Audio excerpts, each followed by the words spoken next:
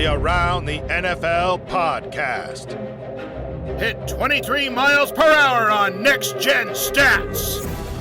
Welcome to another edition of Around the NFL. I am Dan Hanzus, joined by heroes Gregg Rosenthal and Marc Sessler. It is the post-Christmas Day recap. We're going to hit a bunch of games for you. Going to hit a TNF preview for, yes, Week 17. My goodness. And I got to say, guys, like, first of all, happy day after Christmas and Boxing Day.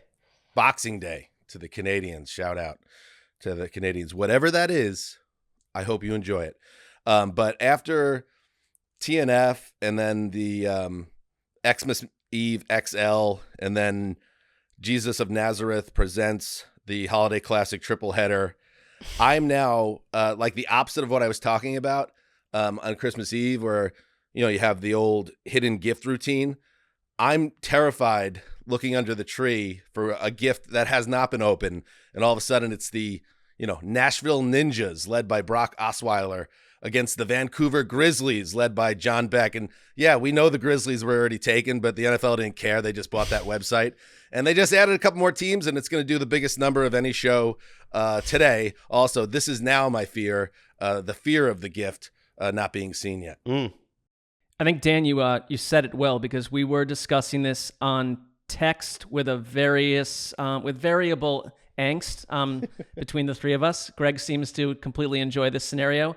Dan and Mark maybe a little bit less. Greg's finally gotten it. He's finally gotten what he wanted all those years ago. Football every day. He's got it, but you made the point, because Greg quickly turned around and said, but next week, next year, Christmas is on Wednesday. Yes, we're going to avoid all of this for 1 year, which was, in theory, comforting. But Dan, I thought you made the right point. Was like, it doesn't matter when Christmas is. Like, the NFL will do this every Christmas Day and Christmas Eve for the rest of time. So whether you enjoy it or not, it will be in your life eternally. I try to be a good sport about it. It was a busy day yesterday with all the things with the big holiday. I'm starting to think, Greg, your family goes to Japan every Christmas, and I sometimes be like, I feel bad for Greg, but now I'm thinking like this is now syncing up perfectly for you, the way the new world is operating.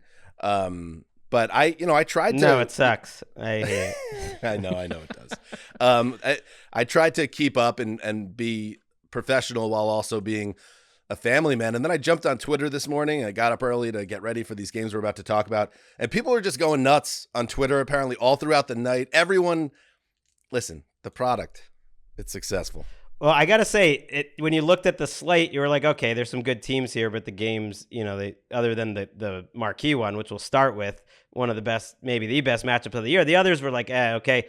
3 out of 4 were like huge upsets with insane comebacks. They were like surprising results. So at the very least, NFL did their thing in terms of like, wow, because the league looks a little different, I feel like, than it did even when we taped Saturday night. I agree with you on that. And we got to start with the most impactful game of the regular season that changed standings. It changed how the top and the bottom of the playoff picture looks with 2 weeks to play. It likely changed how the MVP will be decided. We'll go in reverse chronicle order, starting with Christmas night in Santa Clara. Ravens stretch 3 receivers to the right. Lamar Jackson fakes the toss to the right, throws across the middle. Touchdown! Zay Flowers! And the Ravens strike on back-to-back drives. And it is stunned disbelief here at Levi's Stadium in Santa Clara. Wow. Lamar Jackson throws 2 touchdown passes in the span of 18 seconds, wrapped around one of Brock Purdy's 4 interceptions. And they coast. Really, this is a game that started out as a heavyweight fight. I said that to my father-in-law as we're watching it as the game goes to halftime. By like midway through the third quarter, it was just kind of running out the clock. Maybe got a little bit interesting at the very end, but you always knew that this was a Ravens night, a dominating performance, 33-19 over the mighty, thought to be unstoppable San Francisco 49ers. Like I said, at the Big Bell Bottom. And that changes, Greg, a lot about what you think. It removes the invincibility cloak around the Niners. Like I said, Brock Purdy kind of threw himself out of the MVP conversation potentially. We'll see. And Lamar Jackson and the Ravens once again affirm that they are an absolute wrecking crew that should not be looked over by anyone, and they made sure everyone knew it on one of the biggest stages, if not the biggest stage of the entire regular season. I've loved this Ravens team all season because there's no weak spot. Like they have their weeks where they're not impressive overall. They barely squeak past the Chargers. Even a week ago, like they weren't all the way impressive. But they have bomb drop games, that one against the Lions, that one against the Seahawks. They've beaten 7 different winning teams by at least 14 points this year, which would be an NFL record. No team has ever done that more than 5 times, wow. which is crazy. And they're just so physical. And I think the contrast with the quarterbacks, it's the easiest place to start, but I do think it's the right place to start here, where there was one in Lamar who started the game off kind of like the last couple of weeks. The offense looks discombobulated, but by the middle of the second quarter, he settles down and he's just so calm and relaxed when there is pressure around him. When he's running, no one else runs in slow motion like him. It almost seems like he's not accelerating. He's just trying to avoid the hit, and it's all happening in a very calm manner. I've really felt that all season. Whereas Purdy, in a tougher matchup against a better defense, was sped up all night. And I just think he was a tick late because of what he was seeing. And that tick late was enough to cause these mistakes. He was hesitating, and he was kind of what you don't want to be as a quarterback, Mark, which is like the combination of too slow and hesitant and then too rushed at times. And it was enough to make those big plays and really highlight what a vicious Ravens defense this is when they're playing their best. Yeah, this Baltimore team, I kind of loved reading some of the reporting around this game, post game, where they got off the plane, and they're 3-0 on the West Coast. They won a game in London. There isn't really a situation they're not prepared for, and I think that has a lot to do with John Harbaugh. But they got off the plane and they were annoyed by the point spread. They came into the game feeling that, like, nationally. And Greg, you were one of the first people way back in September to point to the Ravens as a team that was complete, that had Super Bowl vibes to them. They were weird early on, and I thought they were an awkward team. Even when we were in London, we thought that their performance was a little awkward. But I thought last night was sort of the apex of who they are and what they wanted to be. And they were very annoyed by the national perception that they weren't the equal of the Niners. And it was their offense, but I thought their defense made Brock Purdy look confused at times. Now, Brock Purdy only had 2 actual turnover-worthy plays, according to PFF. I mean, there are 4 picks, and yes, you can say it yanks him out of the MVP conversation. I don't buy that entirely because I think it's your overall body of work. But I can see how the voters would see that. The Ravens right now are as complete a team as you'll find in the league, and they've absolutely destroyed the Lions, the Jaguars. They blew up the Seattle Seahawks, and they did what they just did to the Niners. So it's like there's really no way to talk about anything about them other than to say that they are the favorite in the AFC. And I don't buy Lamar Jackson as MVP, but that's just me personally. I don't even think he's as good as he was when he was the MVP, but all that is fine. Like the Ravens right now are in an up and down league. They're the premier AFC squad. Yeah, I think the Ravens. Listen, the league changes so fast because, like we said, the Niners seem to be a potential historic juggernaut, and they still could be. This could be a bad, ugly bump in the road. We've learned too much covering this game and doing the show to count out teams based on a result in Week 16. But it was eye-opening on both sides. And the Ravens, they're bad dudes. These guys, they are. What they went out there and showed is that with all the pretty weapons the Niners have, there are certain teams that are good matchups against that type of Kyle Shanahan attack. Baltimore is one of them. Baltimore would love to see the Niners again in the Super Bowl if it ever got to that. Here's Patrick Queen talking about that difference. We play a brand of football that people don't want to play. Everybody don't want to be out here cute playing basketball on grass and stuff, and we ain't with all that. So you could do all that stuff, you just going to get hit in the mouth every play, honestly. We could care less about all the pretty stuff you do, gimmick stuff. You just got to line up. You still got to line up, play football. You still got to get touched. So that's our mindset. That's how we want to come out and just hit people in the mouth. And Greg, the game opens with a Ravens going 3-and-out on the road. The crowd is hot. Everyone's pumped. And then San Francisco immediately goes right down the field. A big Kittle reception is the key to that drive. And then Purdy, he targets Deebo Samuel, and the games can swing on single plays. And, you know, if he hits Deebo Samuel with that throw and he does a better job looking off the safety and he fits that in there, all of a sudden the Niners jump ahead early and Purdy's feeling himself. But once that ball gets picked off, it is that change in the air. And while Purdy, maybe he wasn't 4 interceptions bad if you study the game tape, there were bad throws and he got away with a couple as well. Baltimore just made him look like everything that the Purdy doubters have been saying, that he is someone that is not special despite the stats being special. And I thought that interception kind of set the table for the rest of the night. Yeah, that was one kind of what I'm talking about, where he was late. And he's not going to stop firing it. But even earlier that drive, I thought, like he had his best 2 throws of the night to Kittle, but he dirts one to McCaffrey. Maybe that was the next drive on 3rd down where McCaffrey's open and he just kind of throws it in the dirt, which is a very strange play. He took a bad sack on, I think it was 4th down on that very drive, and they got bailed out by a holding call on the other side, but he held on to the ball too long. And I think about the other interception where he throws across his body, which is also just great defense. Like Purdy, yeah, he had a bad game, but you have to give credit to like Kyle Hamilton coming on a very creative blitz. That's what makes Purdy leave the pocket a little early, and then Purdy makes the bad decision to throw it back across his body, and Humphrey makes a terrific, and maybe he didn't get a turnover worthy play for this one. Humphrey makes a terrific deflection, and Hamilton, who had been blitzing, comes back and makes the interception. So I think it was a combination, but I'm glad we had Queen, because the way you can stop San Francisco, and no one's built for it in the NFC in my mind, is with great linebacker play. It's great physicality. The 49ers are supposed to be the toughest team in the league. They're supposed to have the best linebackers. But if you have 2 guys in Roquan Smith and Patrick Queen that can stay on the field and actually keep up for the most part with their running game and passing game without getting exposed, because that's what Shanahan likes to go after, then you can maybe get them off their game. They're just used to winning that matchup. They did not in this one. But I don't know if there's a team in the NFC that has that. Let's listen to Purdy after this game, talking about his performance. You know, for me, it's like, you know, I got to ask myself, all right, like who are you? You know, what do you stand for? You know, who are you when things are good? Who are you when things don't go your way?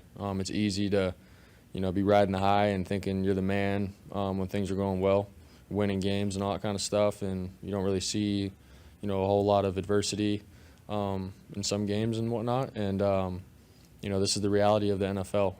Greg, Mark, the Steinbrenner doctrine is firmly in place for this 49ers team. It's win the Super Bowl or bust. I'm not going down the road of is Brock Purdy going to get benched, but Sam Darnold did come in at the end of this game after Purdy got beat up, made some throws. I saw Daniel Jeremiah, part of the discourse on Twitter last night, saying, you know, there's just arm strength here that Darnold possesses, that he can make throws that Purdy cannot make. And football is an unpredictable sport. You know, once upon a time, Earl Morrow won the MVP for the Baltimore Colts and got benched for a over-the-hill injured Johnny Unitas in the Super Bowl. I think Purdy has to respond with these last 2 games. Forget about the MVP race, but just to kind of quell fears that this is all unraveling with the biggest games of his life coming up. He will respond. I mean, like, I think that something that I find so mentally ponderous with these island games is what happens based off of one performance. Like, can we mix in this food coloring with the rest of what we've seen from Brock Purdy, which is like, he's been super consistent. He's mentally tough. Like, his teammates adore him. Like, the idea that you'd go replace him, I know you're not saying this, but the idea that you would replace him with Sam Darnold is utterly and beyond absurd to me. Like, I'm glad this game happened to Brock Purdy. I really am. I'm glad, because I think, number one, the way he responded right there verbally is how he's going to respond physically. And like, the idea that this is suddenly who this quarterback is. He played a great defense. There was an incredible athletic plays on 2 of his interceptions. Brock Purdy in general has been careful with the football outside of a couple games. He's been mentally consistent. He uses his weapons well. Like, I absolutely expect him to bounce back. I cannot believe that it's taking him out of the MVP conversation entirely. It's all it is. Not. It's he's just 4th, I think, in the odds, actually. So I know, he's but it's just, still it's sort of in the everything that mix. happened like within the last 24 hours is all we respond to. It's like Brock Purdy over the course of this entire season and last season when he played has been the same guy in 95% of the time. And so he will bounce back, and I cannot wait to see that happen. You know what it is, though? It is just one game. And we talk about it all the time. It's not just about production or or pop the hood stats. It's about the stories and about perception with MVP. And we talked about it on Thursday. Greg, you were talking about Lamar, and this is Lamar's chance to get back in the MVP race. And I thought Lamar was very good in this game, just like he's been very good to great all season for a great AFC team in the Ravens. But I think you can lose. I didn't factor that in. I didn't think on that stage for Brock to totally faceplant. I do think that has a chance to really stick in the minds of voters. And I know the Niners have much more important things. Speaking of which, Greg, the Discord, two of my least favorite factions, although I like a lot of the people involved in these conversations in social media, is Lamarmy, and everyone just trying to say, listen to me, this guy's the dude.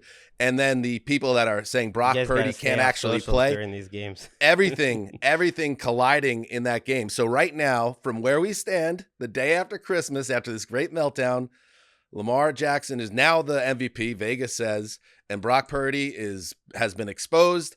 I do agree with you, Mark. Everybody's got to kind of take a deep breath, but I wouldn't throw it out entirely because that is a huge stage where I think Purdy could have put a stamp on MVP, and instead he kind of led to a ton of questions about himself and that award. Right. The Ravens have a very tough matchup this week against Miami, very tough defense. So like that could be a tough matchup for Lamar. The Niners have two easy matchups, exceedingly easy. So I don't think it's going to the Rams defense, I wouldn't say is exceedingly easy, but just numbers wise, they're below average in general. So the 49ers have Commanders, Rams. And look, if you look at the top five, I think it's totally fine. People are so strident about MVP, and I love Lamar. I think I think if you watch him week to week and you include the rushing yards and everything that he does, he's a totally legit MVP candidate. I don't have a strong feeling. I look at it, and it's the six that are the highest favorites right now in Vegas are Lamar. I think number 2 is CMC, who would have been my pick going into last night, and I still might be on that. He's mine too. Tua is 3rd, Purdy is 4th, Josh Allen's 5th, Dak is 6th, and Tyreek is 7th. And I don't think there's like some great separation between any of those 7 if you really wanted to make different sort of cases. My gut feel is that Josh Allen's actually been the best quarterback in the NFL this year. I felt that for most of the season, even before these last 3 weeks. But because it's such a weird year and there's no big separation, like I'm kind of good with anyone, and Lamar and CMC both make sense to me too if like one of them ends up winning it. I just think like even last night you got to look at those stats, and Lamar's stats aren't crazy good. But you just start with the middle section of that game when like the Ravens had the 1st and 20 late at halftime, and he hits those 2 difficult passes, and then he has the great scramble to get 3 before halftime, and then suddenly 8 plays into the second half, 3 of which were really good improvs by him. The other was the touchdown to Flowers. They're up by 18 points. And you've seen that a lot in Ravens games where like at the key moments, Lamar just like puts people away with really special stuff. So like he's a legit choice too. I'm not going to get like worked up if any one of those other guys get it though. I would say one thing about the Ravens, like both of these teams have like veteran coaching staffs. The Niners have like had their defensive coordinator plucked like 42 years in a row. And so you're dealing with that. But like Todd Monken, who I really had questions and suspicions about that working out, it's working out. And Mike McDonald on defense, like I don't even know if he's their defensive coordinator. If you don't have Jim Harbaugh linked to John Harbaugh, who knew McDonald from Michigan and all this other stuff. I think he's going to get a job this offseason too. He's been so good. Well, yeah, and so I would say both of these coordinators for the Ravens have worked out so well, and they're so well coached, and like their team is not star-studded. It's not a top-heavy. They're different to me than the Niners, where it's like the Niners have. If you were to look at these two rosters and say pick the 10 best players, like 8 or 9 of them are probably from the Niners. I would say. But then, like, the Ravens just somehow, year after year, gel so well. And, like, what they did on defense last night, they were the more physical team. I think what Patrick Queen is saying is so right. It's not the style of football that we want to watch every week. He was talking about basketball on grass for the rest of the NFL. I so get what he's saying. And it's like, that's the Dolphins, it may not by the be way, my in a type nutshell. of team. It's just like, I think this Ravens team is just like, we don't DGAF to the rest of the league. And they sent a message last night, and when it comes down to MVP, it's about voters. and what they see and how they feel. And like, I think there's different conversation, like who is the MVP and who the voters are going to vote for, these guys that we're allowing to vote for this. Two different conversations. I've looked at the results in voting, and some years like 16 votes get it done out of 50. Like you know, so it's like 16 to 12 to 9 to 8. It's not often that happens, but there have been years like that, and this feels like it might be a year like that. I agree with everything both of you said, and Greg, what you were saying about MVP being truly wide open with worthy people. But I do stand by the stage matters, and I think Brock, if he even plays okay last night and just kind of coasts to the finish line, it's his award. But he just opened the whole thing up, and it's and we've been ahead of the national media on this because now people are talking about how this MVP race is interesting and different than past years. We've been talking about it for a few weeks now. I think Christian McCaffrey is the guy having a historic year, and a year where Lamar and Josh Allen are having great years and a down year at the position of quarterback. And I think there's just things to take into account. Finally, Trent Williams, left tackle Niners. Keep an eye on this. He's got a groin injury. We'll see. He finished that game on the sideline on a short week. We'll see if he plays against Washington and hopefully for San Francisco, he is okay. And also Brock Purdy did exit that game with a stinger as well. So I imagine he's going to be okay, but injuries there as well. And last little weird note, they showed this on the telecast, and NFL, the Twitter handle, official Twitter handle, amplified it. John Harbaugh, who's obviously feeling great, as he deserves to after a game like that, had a kind of a strange exchange with Brock Purdy on the worst night of his professional career. Let's actually credit Matt Lively on Twitter with this. People tell me we look alike. He's got a lot of respect for you.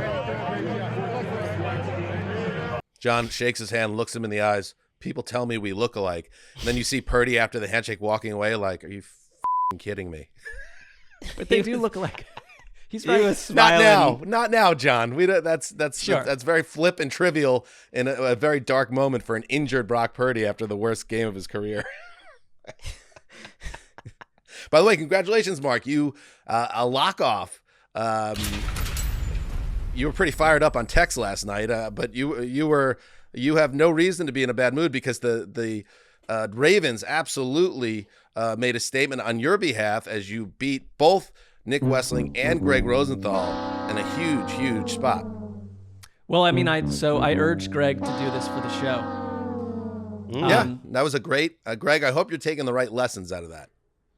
Don't Greg, I lock urge you to against do the it team for, I've locked for like 5 showmanship, straight times. Yeah, that was a bad lock. I thank Nick for making it as well. So it was. But like Nick no challenged blood. you, Greg. Imagine how sweet it would have been on top of that, Nick challenging your manhood, lock off with me, and then you instead sided with Nick Wessling, and then you end up. Well, I didn't know I was siding with him. I make the picks, and that was a very wrong pick. I shouldn't have doubted this team. But yes, I've never seen a person enjoy a lock less. I got out of our final Channel 5 broadcast of the year.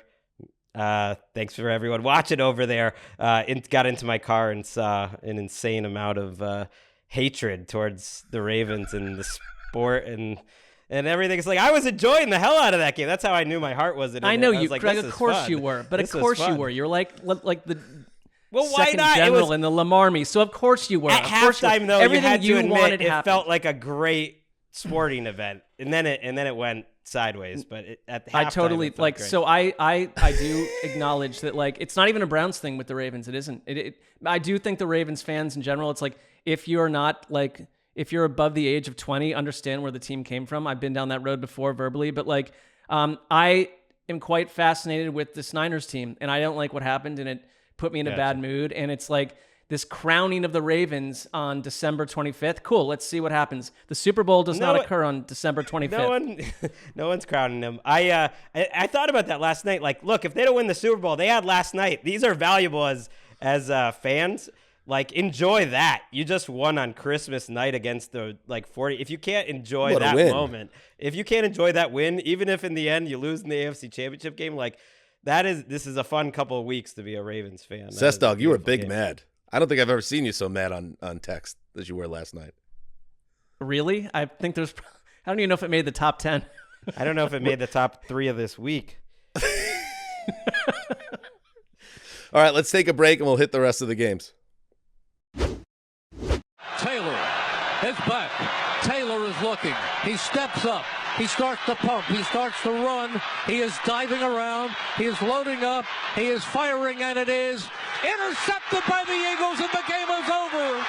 It is intercepted by Keely Ringo, and the Eagles finally have buried their 3-game losing streak, and they have their 11th win of the season.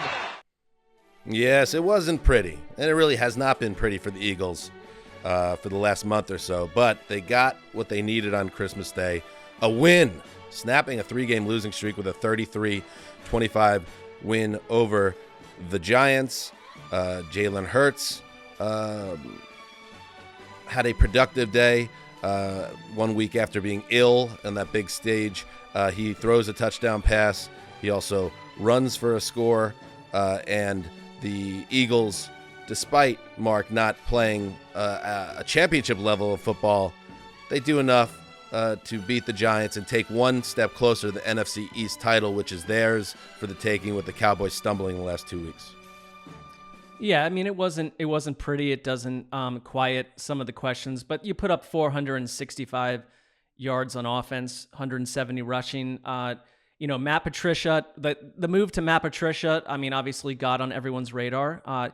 But you went out and had Tommy DeVito benched. You accomplished that. One of the biggest sports stories in the NFL this season. So I think in general, it's like, if we're going to freak out over the Niners and wonder where they are at this point, and I'm not saying we're doing that, but like if there's all this like calamity mindset about what happened last night, this didn't change what I think about the Eagles. I think they are imperfect compared to what we saw down the stretch last year. But this was probably a pretty good game for Jalen Hurts, actually. And I thought that, A.J. Brown and Devonta Smith showed up. The running game got going. It got a little weird down the stretch with the Giants coming back into this. But for me, the Eagles, it's just like, are they going to figure out all the problems? They're kind of like a better version of the NFC's Chiefs, where it's like, I think what they're dealing with, they're going to be dealing with. It's like, do I trust them to win a couple playoff games? Yes, I do. I mean, it's just like, this is sort of just another step on the ladder. I don't trust them at all. And I also, Hurts threw a pick six, I should put in there too. So his turnover issue is another calamitous turnover that let the Giants right back in this game. I came out of this game, feeling no different about the Philly Eagles based on the 3 losses before. I felt so different after reading the coverage and listening to a little coverage that I did after watching it on condensed this morning. I did not watch this game live. I went and saw a movie yesterday with a friend during this game. And Zone of Interest, very counter programming on Christmas. Who's in Zone of Interest? It is about the family who lives right next to Auschwitz, and you never see inside. And it's just like the banality of them fixing their garden and all this, the bureaucracy is insane. Listeners, this is my fault. Yes. I did not know I was walking into yet another Nazi conversation on this program, but thank you. Jonathan Glazer, Glazer, great movie. No, I wouldn't say great, but it was good. It's around every corner. I did watch Christmas Vacation the night before. Really good in the spirit.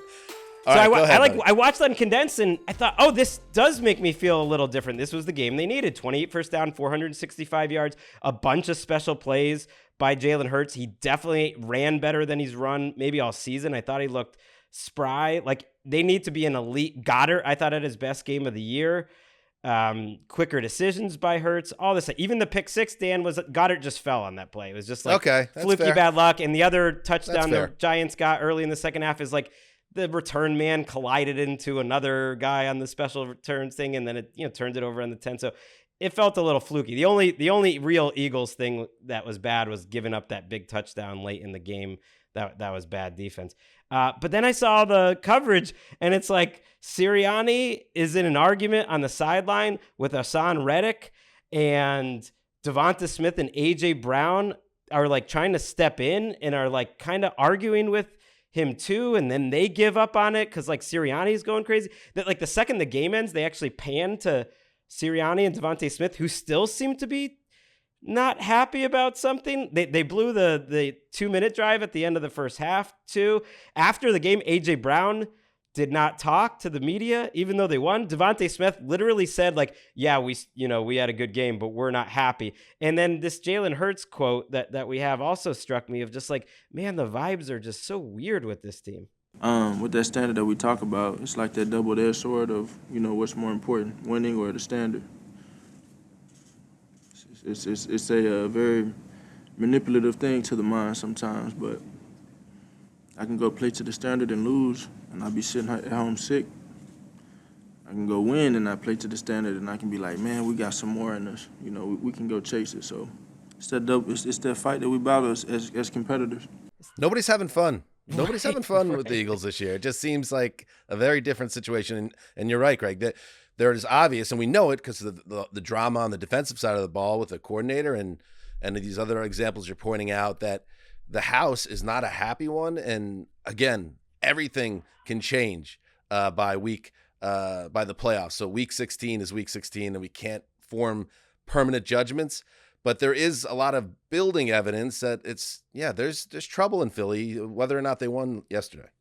I think like one thing, like when we talked about that like collision low crossers book that we were slightly obsessed with about 10 years ago, it's like what it taught you a lot about was like coordinators and why they matter and how much time you spend with them during the week, and how like a lot of times certain players are with their position coaches, their coordinators, much more than they would ever be around like Sirianni or the head coach. And it's like, you've changed the environment for both sides of the ball. And like we just spoke the Ravens, it's working really well in Baltimore and there's no complaints. But I'm with you, Dan, like something here, and I don't know if it's like a coaching thing or because that's 2 weeks in a row where Jalen Hurts' post-game press conference is quite mystifying, and it feels like there's coded language and something else being said that's hard to totally unpack. But it's like the Ravens or the Eagles a year ago were like the high vibes, fun team coming out of nowhere. And right now it's like, the energy feels to be dragging them down. I something strange is going on. Right. I saw these Brandon Graham quotes where he was kind of like, man, we got to enjoy this. And like, he almost said, he even said it to Jalen, like, we want to see you kind of having fun and being happy. 'Cause I think what Jalen was saying, and it was tough to figure out, was kind of like, he has a certain level that he wants to play to. And he's been saying all season, like, I'm not playing to that level, even though we're winning. So it's like, so now he's just like in a weird mental space where they can't even enjoy these wins because there's this like some mystical level that they're not reaching. And I don't know, there's something weird here. And yet, if you just watch their offensive tape, it was their best game in a long, long time. I know it was against the Giants, but the Giants defense has been a little better when Lawrence is out there, and he was out there. Like, they had a great offensive game. There were a couple moments in this game they could have totally folded, and they went on these long drives. Like after that pick six, they responded with an awesome kind of vintage running drive, and they had a couple clock-killing drives late. They didn't finish them, but they were good. Like they had a good offensive day. Has there ever been a more obvious tease to a Seth Wickersham expose coming straight for your ass? It's either going to be middle January, late January, maybe if he needs more time to work on it, February, but we're going to get some of the dirt because I just get a feeling that this Sirianni ship might leak as well when things take a turn to postseason irrelevance, which I just sincerely believe this is not Philadelphia's year, but they're going to win the division. So the Giants side, by the way, I mean, they got to win both of these games. I guess, no, do they? They only need to win one, probably. That's true. They're in good position, obviously, yes. with the Cowboys losing these 2 weeks. The Giants side, I think the only real takeaway, and people shouldn't be surprised by this because he's not really a prospect. It's just been a really nice story, but Tommy DeVito gets benched and Tyrod Taylor plays better than him because he is better than him. And now the only real question there, Mark, is Brian Daboll. Do I ride with the younger quarterback to continue, quote unquote, to develop him? Or do I put the quarterback on the field that probably gives us the best chance to win? Giants fans are going to be probably pulling hard for DeVito's return, both because he's a cult hero in the tri-state area and also the worst quarterback gives you a better draft pick at this point. But it'll be interesting to see where the head coach and leadership there comes down. Yeah, I mean, I guess if I'm Brian Daboll, number one, I think like job totally safe. I do think he's shown some stuff as a coach. Like I would rather bring DeVito back into the fold and like have him have a good game or two and show that like that development that I did with a player that no one had ever heard of before, like shows my ability as a coach versus we know what Tyrod Taylor is and like winning, like trying to win with Tyrod Taylor does literally nothing for the Giants. So I would go back to DeVito. He's been one of the better stories. He had a rough situation here against the Eagles, but if you're Daboll, like, go show your QB whispering skills. A rough game against the Saints too, and you know who's rooting for DeVito to get the job too is the Rams and the Eagles, who have big games against the Giants, because I think they'll feel more comfortable.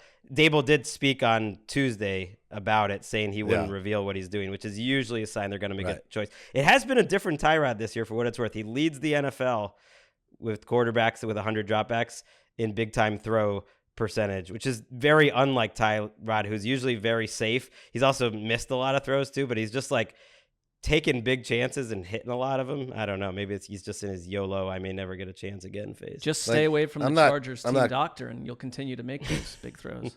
I'm not crazy, right? Like, and not to offend, members of the Knights of Columbus and so on, listening to the show, but Tommy DeVito can't play, right? Like, what do we must develop, or we're going to QB whisper? It was nice. It was a nice story, right? He's not ready to play right now. I think he could have a career, but he's maybe the worst starter in the league. I would agree with you on that. All right, let's keep moving. That's what I was looking for. I'm not crazy. To Arrowhead, where you just can't make sense of it. You cannot make sense of what has happened to the Chiefs this year. Chiefs take over on their own 25. Kelsey out of the gun, rolls out to his right, tries to find his receiver. Intercepted down the sideline. Intercepted Jack Jones, and he walks in. Touchdown. Back-to-back plays for the defense with touchdowns, and the Raiders defense has completely flipped this game in Kansas City. I mean, come on now. After the Chiefs put up, minus 20 yards in the first quarter, they have back-to-back turnovers on offense that give the Las Vegas Raiders their only touchdowns of the game, and Kansas City then has 2 quarters to get things figured out and win a game and win a division. They can't do it because they can't make plays on offense. Final score: Raiders 20, Chiefs 14. The Chiefs, bye-bye. It's not even a question anymore. No more talking, Mark, about the Chiefs somehow finding a way to get the number 1 seed. That ain't happening. Now it's just about holding off the Raiders and the Broncos for the division, which they will, and they will have 1 home game in the playoffs. But call the fight. This offense has never looked more broken. You said it, Greg, on Thursday, that they've actually gotten worse since the bye. And this game, Mark, watch this tape. Everybody who hasn't seen this game, no one's open. And now Mahomes is in a position where he's clearly pressing, and he's making mistakes too. The whole thing is broken, and they won't be able to fix it until after this depressing, frustrating season's over. Yeah, I thought it was arguably the worst game of Patrick Mahomes' career. And a lot of credit to the Raiders too. It's not just a Chiefs thing. They have allowed the least points per game since Antonio Pierce took over as coach. And so there's something really happening with the Raiders. But, we just talked about Sirianni tangling with a player. Like that Travis Kelce, Andy Reid entanglement at the end of that, or during that game, stood out as something you just haven't seen with Kansas City. It's been nothing but feel-good vibrations the entire time. And their offense is I think there are these teams that we just assume will suddenly transform and fix everything and become like the superpower we once knew. It's it's not going to happen with the Chiefs. I just don't think so. And it's if you told me in this game, that Aiden O'Connell would not complete a pass after the first quarter, that for the next 3 quarters, Aiden O'Connell would not complete a pass, I would say this is going to be a Kansas City romp just by the sheer statistical unusual nature of that. The last team to win a game when they had not completed a pass after the first quarter, you have to go back to 2000, the Bengals, 23 years ago. And so, the Raiders weren't on the other side of the ball torching the Chiefs defense. It's just that Kansas City could not unhook. And I feel like this is a team at this point now where I'm when they get picked off in the playoffs, and they will, I will not be surprised at all. And I don't think either of you will be surprised. No, and Raiders fans, we'll get to giving you some love because that was a fun game if you're a Raiders fan. Going to Arrowhead on a big stage, getting that win, and staying alive. They actually have a legit chance to make the playoffs here. But we got to stay with the Chiefs. They had negative yards through 4 drives. Negative yards. The Chiefs. They had the lowest amount of yards in the first quarter, I think, of any team what was it, in the last 19 years? It's something like this. Totally insane. Then they finally get a touchdown drive, and that precedes the 2 defensive touchdowns in 7 seconds. I mean, one is where they're getting too cute because they can't just like run a normal running play successfully. They're like, new problems are popping up, which is to me what's worrisome. They are getting worse. Rashee Rice was at the center of a lot of the miscommunications. Probably I was living and dying by, because I was watching for my kids' fantasy team. It was Rice on it. Walker's got Rice. I'm hoping for a big day. And there was probably about 5 different plays where him and Mahomes were not on the same page, including a big 4th down. You had Mahomes yelling at the offensive line, and that's what really stuck out to me in this game, was they could not run the ball. Their success rate on early downs was disastrous running before Pacheco got a concussion, and the offensive line was getting absolutely housed in pass protection. Malcolm Kuntz and Crosby, they've really kind of remade their defense, because Kuntz has gone nuts the last 3 or 4 weeks, and like, well, you got new problems popping up. Like, this offense has gone from like, wow, they're kind of mediocre, to like, they're bad. I'm with you, Mark. That probably was the worst Mahomes game I've ever seen. He could have had 4 or 5 interceptions. And now Isaiah Pacheco, he's in the concussion protocol on a really, brutal luck, where his helmet pops off and then he gets kicked in the head. Their guard, Trey Smith, hurt his leg in the 4th quarter. They have Cincinnati on Sunday, and Cincinnati is a team that's obviously pretty hot and cold themselves right now, but it's just crazy. It's crazy to watch it. And I know the prevailing sentiment now is Antonio Pierce deserves to be the head coach of the Raiders. Okay. I would say I would push back a little bit in that they're obviously playing hard for him. They've caught in a couple teams flat-footed and delivered really spirited efforts, but they also got beat 3-0 at home once. They didn't have a completion after the first quarter in this game. I wouldn't, if I'm Mark Davis, I would take a look at the whole picture and what are you trying to build there before getting sucked in by a really fun December. But I'll leave it at that, because I don't want to be the Grinch with Antonio Pierce and the Raiders, because it has really been, from where they were with Josh McDaniels got fired to having any conversation about the playoffs now is really commendable. I'll push back on that. I like the idea of them keeping him right now. Just that's the general sentiment. The I think energy. Out there. I'm a little torn, because I'm with you. Like, offensively, they've had some good play calls, but that hasn't changed. But he is a defensive coach, and the difference, there is something more about being a head coach and getting your players to play for you. And they look like a completely different team. Like, I know they've caught teams at the right time or whatever, but they're the team that got Staley fired. No one else did that to them. They're the team that did this to Mahomes. No one else did that to them. And I think Mark Davis will be informed by what happened with Bisaccia, who he's voiced some regret about the way he handled that. The next 2 games are big. They're at Indy and then home for Broncos. If they win those 2 games, which would be tough, they still got to win these 2 games with O'Connell. But if they won those 2 games, there's actually a 60-something% chance they make the playoffs, according to the New York Times. That's crazy. Which is just crazy. And Greg, I think that it comes down to, like, these hirings are obviously like owner's choice, and to hear what Mark Davis said about not hiring Bisaccia, which he really regrets, he verbally regretted. I think that informs this. I think he's going to get the job. And Dan, you're right. Like, it's the sample size is small, but then you go hire someone else with no sample size as a head coach too. It's like, I would say these same Raiders players were uninspired and underperforming under Josh McDaniels, and that had a lot to do, I think, with personality and the coaching staff. And they're all so much better now. And they want to play for him. Like, at least you have that. He's just so Raidery. That's, to me, what does it. And all that stuff is what I'm like, okay, I know that too. Like, I don't know. Like, he put it this way. He also replaced the right guy. I think McDaniels is in that club occupied by only a few. Adam Gase was waiting for him, smoking a cigarette when he arrived at the door, of truly overmatched, disliked failures at head coach, and it makes everything look even better. In case anybody doesn't know, because it is a blip in the NFL radar, but Rich Bisaccia was on John Gruden's coaching staff in 2021 when Gruden gets himself fired for being a dumbass, and then Bisaccia takes that team to the playoffs with a 10-7 season. That's their only trip to the playoffs in the last 7 years. So, yeah, there was the Bisaccia bump and now the Pierce pop, and we'll see what happens the rest of the way. I mean, he's taken like cast-offs.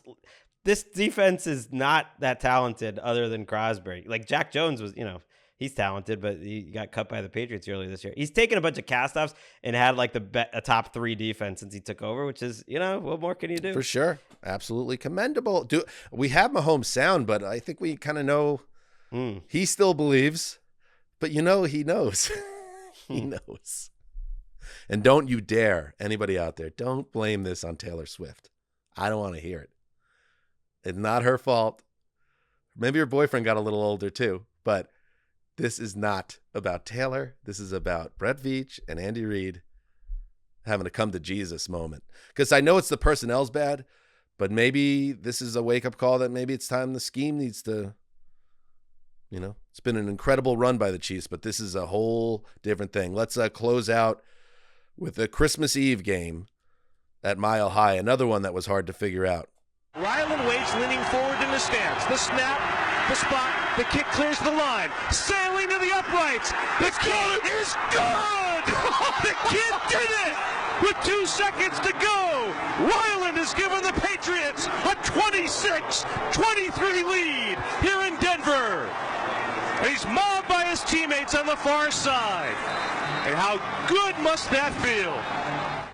I couldn't tell the howling and pain in the crowd. Was that Broncos fans or Patriots fans? The Pats entered Christmas Eve with the number 2 overall pick in the draft lined up, but behind Chad Ryland, the 4th-round pick who's had his struggles at kicker, he hits a 56-yard field goal with 2 seconds to play.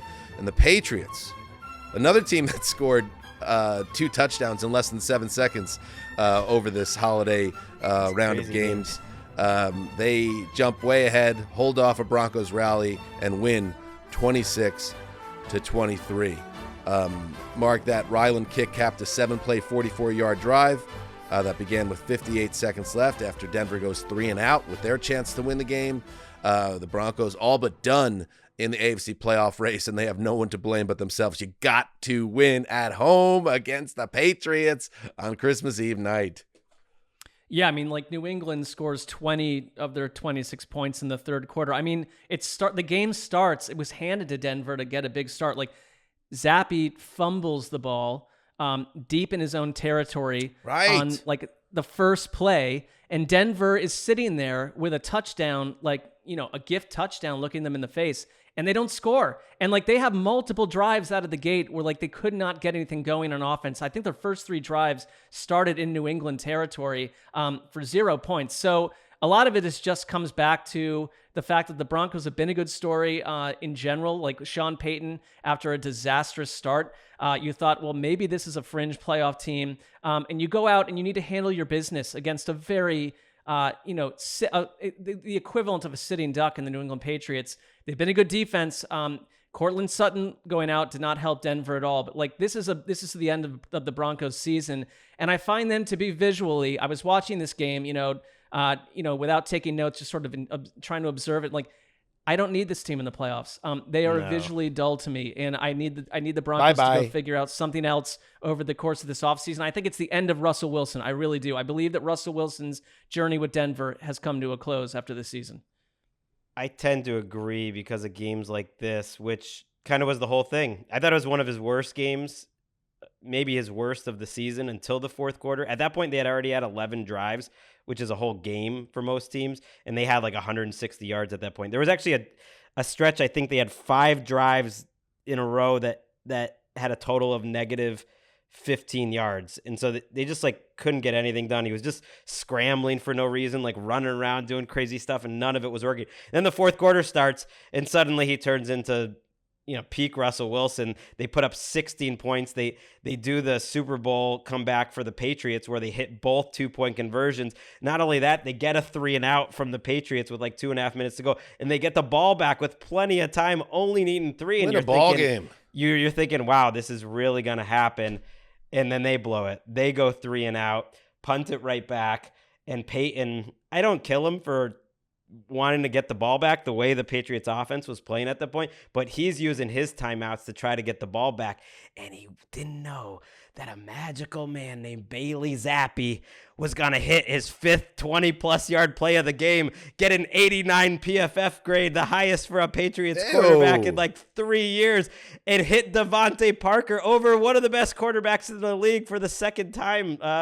Patrick Surtain one-on-one. I mean, it is ridiculous things happening. And then Rylan hits the kick. It was a totally preposterous game. And I have to admit, I did, as a Patriots fan, enjoy ending the Sean Payton and Russell Wilson season. Yeah, that doesn't suck. And it is easy to get sucked into draft pick mania and all that stuff. And the same thing happened with my team against the Commanders on Sunday, where, they probably should miss this field goal. It's probably better in the long-term interest of the franchise. But you know what? There is something to be said, especially with my team. It's had a history of losing and young players that you do not want to get infected with the funk of failure. You see Bailey Zappi celebrating on that sideline after the kick. You see, and with my team, guys like Sauce Gardner, Garrett Wilson getting to enjoy a moment. Like, that's important too, like to win football games and to not get kind of lost in the be a casualty of war that you've lost. So, and for the Patriots fans that are like kind of like my dad, who don't care about anything but about draft standing or this or that. Just, I like to see my team win. Well, you got a nice win on Christmas Eve. And speaking of the New York Jets, they are, let's spin to week 17. They are on the road against the Cleveland Browns, Thursday Night Football. Mark, you are no doubt educated on this. The Niners did not. Oh, wait a second, Mark. Greg, wait a second. What's up? Angry Cessdog, Christmas night. The Ravens get beat. There is a pathway to the AFC North title for the Browns. Now it's not really there. That's why you were so mad. Yes or no? Well, it's sort of like I said before, because I have pet teams, just like everyone else around here, and like the Niners are one of my pet teams, and like I kind of just I'm not talking about the Niners. I'm not talking. Well, about no, the I mean Niners. it wasn't a Cleveland winning the division thing, because I would say, like, I like teams to be tiered where they belong. And like if Cleveland were to win that division, they very likely are the number 1 seed in the AFC. And let's be realistic. Like, I think they've been a fun team and we'll see where they land. But like the idea that they're the number 1 seed I don't think would be a great thing for football in general. I'm being real about that. It's well, that would be awesome. This is an insane answer. Yeah, Mark, it's not an insane right answer. now? It's not an insane answer because they're a very incomplete team that's overachieving. In a lot of ways. I mean, based on the injuries they've had, they're missing a lot of starters. So like, I like being them the number 1 seed would be this... the most amazing thing that has ever happened in the history of pro football. Come on now, that'd be fun. Nobody would be upset about that. It's not going to happen, but come on. It's not going to happen. But like, I kind of just, I think I like the storyline that they're actually living in, that they're inhabiting, which is a strange, injury-riddled, overachieving team with a Coach of the Year candidate and a amazing story in Joe Flacco, who, the Jets, if anything, the Jets defenders know Joe Flacco as well as any group of players in the league. And I think that presents an interesting challenge if the Jets show up to this game and they still care about their season. And I believe the defense does. They do. Like, yep. I think that this, one thing that happened to the Jets that I think makes a difference is for Woody Johnson to come out, whether you like it or not, Dan, for Woody Johnson to come out and say the coaches are safe, everyone's staying, the GM's staying, like the ship is not going to be blown up from the inside out. Like, you're going to get players to like, we're going to play hard because we're still being looked at by the same people. Our careers aren't going to be in flux the way that we thought they might. And like, you have practiced against Joe Flacco seasons in a row. I think that matters. And I think it's like a huge chance for Cleveland to not basically drop a bomb on themselves, because it's like you win this game and you're just in the playoffs. They probably are already, but if you go and do it on Thursday night at home in a celebratory way, it puts a cherry on top of a very unusual, the strangest Browns season that I can recall since like 1988, when like a 40-something-year-old Don Strock came in and like beat the Oilers in the final week of the season in a snowstorm to send the Browns into the playoffs. Like, it's that level of weird, and it's become enjoyable because like Joe Flacco is someone I never enjoyed in my life. And now I'm like, Joe Flacco is one of the most enjoyable football players the Browns have ever had because of what's occurred. I think it's a good test, though. Forget even knowing Joe Flacco, but just their offensive line, which was certainly better against Houston than it was the week before. Really injured, they're overcoming a lot. Having to go against this Jets defense, like that's a real deal test. Now you can feel confident, I believe, that you're not going to need that many points to win this game. If you're the Browns, you'd like to get a ground game going. They're winning without any running game, but people who have just been watching the highlights, I guess that does show it for Flacco, but I just can't believe how well he's playing. Maybe I'm not going to say it's fluky because I don't know that it's going to continue, but the level that he's at just is outrageous. Like he is playing like Stafford or something. Like it's just insane how well he's playing. Like he's playing way better than he played at the end of his Ravens career. It should almost go without saying. I mean, he is giving them a legit chance because you have an elite defense. You have the number 8 team in DVOA overall because of that defense, largely. An elite defense and a quarterback, it's like you can make some noise. The most recent Jets game, it's hard to decipher if you're looking to glean any type of preview of how this game will turn out, because for 2 quarters, the Jets defense played at a level that would bury Joe Flacco and many other quarterbacks. And then in the second half, they let Jake Brisket go up and down the field on them. So while the Jets defense is on a balance a very good year, they're not unstoppable. They're not going to go to Cleveland and dominate. And I think a big part of that is something that has nothing to do with them, which is the offense is so bad. And Zach Wilson, who, by the way, we didn't really talk about it, but all that controversy around Wilson about when it leaked out of the locker room that he wasn't sure he even wanted to play because he was worried about getting injured in an uncertain future. Well, what happened? He had that one good game, and then the offensive line no-shows on him 2 weeks ago and gets his head bashed in, and he's been in concussion protocol since. Or actually, I don't know if he's in the protocol. He still is in it. He's still in it, which is not a good sign. So that's a sign that you're going to get Trevor Siemian again, who's terrible. So what that tells me, Mark, is that Cleveland's defense is going to put the clamps on the Jets running game. Breece Hall's a really good player who's had a great year considering the circumstances, but there's not going to be a lot of room for him, I think. And what's going to happen is that Browns defense is going to put Flacco in a lot of positive game scripts, and I feel very good about this. In fact, what the hell? Why not? I'm going to lock up the Cleveland Browns on Thursday Night Football because I think it just sets up very well. Is it in the zone? Wait a second. I don't think so. Is it not in the zone? I'd have to check, but I think it's like 7.5 or something. Let me check. If it's in the Greg, zone, we could let Dan do that. It's 7. I absolutely love this. It is 7. We could let Dan do that though. It's out of the zone. Why would no? You gotta have a code. Oh wait, Dan you're locking up up the gonna Jets overtake you or for the Browns? Number 1 position. No, let him lock up the Browns. Why? Let him have a Christmas gift. It opened at 6.5. What are you talking about? It is at 7. It is at 7. Just saying. We got to play by rules. Got to play by rules. Well, that's fine. I mean, Dan, I'm with you. I think Thursday night. Why don't you go see another pleasant movie, Greg? Take a walk. Yeah, Greg. But Dan, I'm with you. Lock up against your team. I mean, look, if this was lockable, I think we would all lock this. Why not?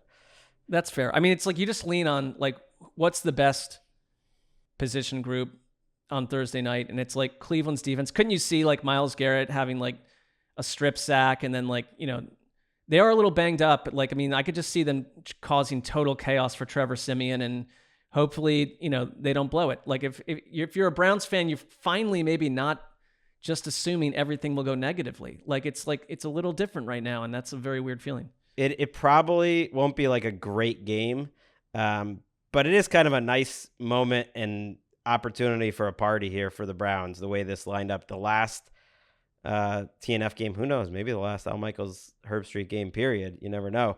I think he's got another year, doesn't he? Yeah, I mean, he's under contract. Under contract. I'm just saying, hearing Herb Street on college makes me, it's what are we doing here? He's so not into it. They could clinch a playoff spot with Joe Flacco in an island game. That's kind of fun. That is fun. Indeed. What a great time. All right. Anything else? We'll be back on Thursday. Weird schedule week, right? We'll be holiday back with week. The preview show. Oh, I'll be with Nick Wessling on this game. We're finishing the TNF recaps in style too. This will be a nice one. Nick Wessling on the mic for TNF recap with Greggy. So make sure you check that out. And yeah, because of the holiday and the wonkiness of everything, we will be off tomorrow, Wednesday, and back Thursday with yet another preview of games, week 17. All right, that was the Around the NFL podcast. Thank you to everybody for listening, and do what you know that you need to do. Heed that call.